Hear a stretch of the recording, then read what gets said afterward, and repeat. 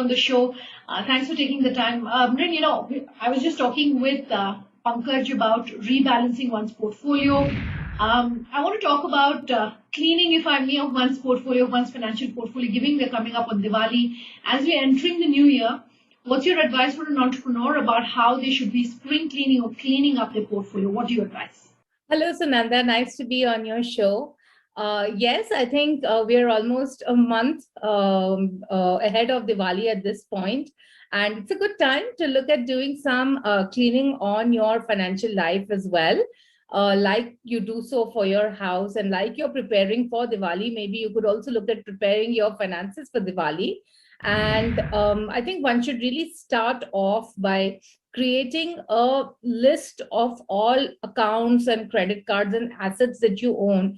Sunanda, I see this very often that people have investments or insurance policies or accounts all over the place, and it is not really consolidated, and people also do not have an idea on where some of their physical documents are. So I think in this day and age of the digital era, we should try to be as digital as possible. So the first thing I think is really to firstly create a list of everything you own, so that once you put it down on a list is when you will actually realize, oh my god, I have like 20 mutual funds. I actually don't need these 20 mutual funds. Of course, then you need to look at figuring out what to get rid of. Other than that, I also see that people have a lot of credit cards which they may not be using. Like you've taken a credit card, you used it for some time, then another better credit card came along which was giving you more benefits, so you just stop using the previous one. I think it's very important to close those unused cards, because whatever you have open means that that's the credit that you are actually using, right? Of course, the most important part of the cleaning for Diwali is really about re-evaluating everything that you own financially, whether it is investments or insurance.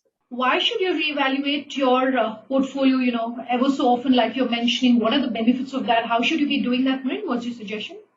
So the first thing I think is to check whether you are rightly insured. India is one of the countries where people are very underinsured in terms of the death cover, right? Because the focus has always been on the investment returns that the policy gave. But I think COVID has shown everybody why it is important to have a good death cover, and that can only happen through a term plan, because if you have to cover for expenses for the next few decades and for all your family's financial goals, the amount of insurance required will be anywhere between 50 lakhs to 2 crores, and for that sort of cover you can only do it through a term plan. So first and foremost, look at what you have. Look at the returns that you're getting on these insurance policies. Most of them are between 4 and 5%, and it actually doesn't even make sense to have them. You would rather close them and go buy a big term plan that's going to cover the risk of your life. So that's point number one. The second thing, of course, you do the same thing for health insurance. The average health insurance in India, I think, is 2 or 3 lakh rupees, which is very low, right? I mean, during COVID itself, people had large bills. Of course, that percentage was less, but still today for the large illnesses, you do need a 15 to 20 lakh cover. So if you actually don't have that, then you probably should divert some of that Diwali shopping into buying insurance. I know it doesn't sound terribly exciting to do so, but honestly, having financial security is more important than owning gold, for example. As far as reviewing investments is concerned, you need to see your asset allocation. You could do it now. You could do it at the end of the calendar year. You could do it at the end of the financial year. That one time in a year when you check your investments, you need to see, has my asset allocation changed? So if I started off with equity at 30% and my equity now has gone to 60%, should I rebalance? Am I comfortable with this sort of equity allocation? Tomorrow, if there is a correction, how am I going to react to that correction, right? And if you're going to be really perturbed by it, then it's high time that you look at doing some rebalancing. Okay, that brings me to my next point, which is financial planning. What does financial planning involve? And what is your advice about how one should really go about doing that? A couple of things. The first thing is that as an entrepreneur, of course, I'm sure you know this, that you have to separate your personal and your business finances. And it's very important to actually go through a financial plan, because remember that in business, things are always uncertain, but the family's goals and needs are always going to be there. So it's really important to get a financial plan in place. And even though as a business owner, you may not have to think about retirement, but it is still important to actually build up a retirement corpus based on your expenses, because again, things are very uncertain. Like I'll give you an example. There is an entrepreneur couple that I know, and they have each of them has their own business, and they've been in it for like decades, like maybe 20 years. And now, they were recently telling me that both of them are in their 50s, and they were now telling me that they actually want to exit the business because they said, we're done with it. We've done it for 25 years. We're done with it. Now we just want to kind of take it easy in life. So, remember, things will change. Things are not going to remain the same. And if you don't have that financial planning, and you do not have that corpus, then you are not really going to be able to do what you want to do. The other thing is about loans. And again, when you're doing this cleanup, think about what are the loans you've taken.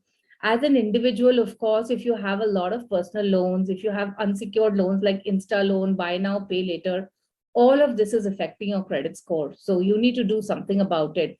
Similarly, as an entrepreneur, if you have taken business loans in your personal name, for example, if you've taken loans that you're using for business, that also can impact your credit score, because most of these loans are unsecured loans. So evaluate what is the percentage of unsecured loans. If it is very high, you certainly need to look at reducing it in whatever way you can. Diwali is also a time, Dhanteras is a time when people tend to buy a lot of gold, which brings me to the question of gold in one's portfolio. How much gold should you own?